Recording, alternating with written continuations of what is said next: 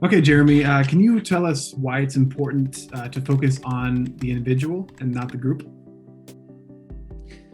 Yeah, especially in today's world where we talk a lot about social categories, a lot about grouping people into group identities. Super important to start focusing, I think, more on the individual if we want to bring more peace into our lives. When we focus on the group, in other words, when we place people into social categories, we identify them as certain group members. We can make all kinds of assumptions about the individual based on what we believe about their group. That is essentially a form of stereotyping, of course. It could lead to prejudice. It could lead to all kinds of isms about the particular group that we're talking about. So we really take away the individuality, in a sense of even like agency from people when we just look at them as a group member. And we take away some of the nuances and the complexities of the individual. And every individual is so complex and so unique. And so we don't do people justice when we just look at them as a part of a social category or part of a group. So it's super important when we feel like we're either having communication issues with someone or having even conflicts with someone, and we start assuming it's the reason for that is because they're part of this group and I'm part of this other group.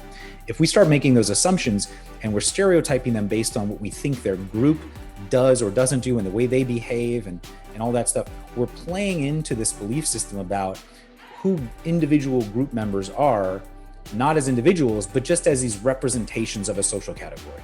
And I would really, really highly recommend, instead of thinking of someone as just a representation of some social group, start looking at them as an individual and actually get to know them as individuals. And when we start feeling like we have communication issues with someone, try to get to understand why their communication issues are happening from an individual perspective, their personality, their particular communication style, maybe what they're experiencing in life as an individual.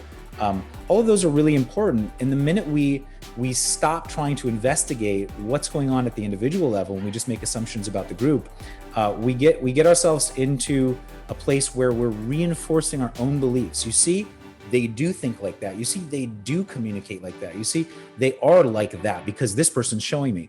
And so it's a sort of weird self-fulfilling prophecy, sort of circular logic that reinforces our beliefs and stereotypes about groups when we use individual evidence to do so. So if we can take people out of the group for a moment, get to know individuals, and really address conflicts and communication issues at a local level, and the most local you can get is at the individual level, and then moving out into small groups and stuff like that. But if I can address conflicts with an individual rather than address them, in an abstract way with the group that I think this individual represents, it's going to be much easier to find common ground, to find common values, even potentially some shared identities and shared groups that we have and that sort of thing. Every individual is so unique. Don't make assumptions. If you want more peace in your life, try to really get to know people as individuals, not as just group members.